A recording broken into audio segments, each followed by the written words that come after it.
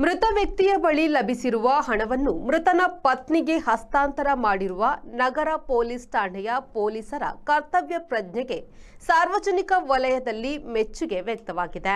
ಕೆಲವು ದಿನಗಳ ಹಿಂದೆ ನಗರದ ಸಿಟಿ ಬಸ್ಸು ನಿಲ್ದಾಣದಲ್ಲಿ ಕುಸಿದು ಬಿದ್ದು ಅಸಹಾಯಕ ಸ್ಥಿತಿಯಲ್ಲಿದ್ದ ಅಪರಿಚಿತ ವ್ಯಕ್ತಿಯನ್ನು ಸಮಾಜ ಸೇವಕರಾದ ನಿತ್ಯಾನಂದ ವಳಕಾಡು, ತಾರನಾಥ್ ಮೆಸ್ತಾ ಶಿರೂರು ಅವರು ಜಿಲ್ಲಾಸ್ಪತ್ರೆಗೆ ಸಾಗಿಸಿದ್ರು.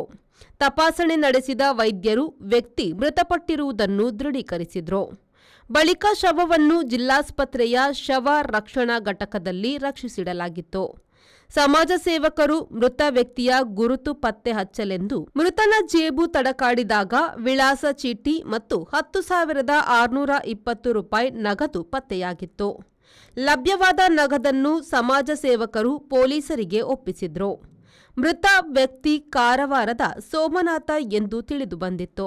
ಮೃತನ ಬಳಿ ಪತ್ತೆಯಾದ 10,620 ರೂಪಾಯಿ ನಗದನ್ನು ಪೊಲೀಸರು ವಾರಸುದಾರರನ್ನು ಠಾಣೆಗೆ ಕರೆಸಿ ಹಸ್ತಾಂತರ ಮಾಡಿದ್ರು. ಶ್ರೀಜಿತ್, ವಿ4 ನ್ಯೂಸ್, ಉಡುಪಿ.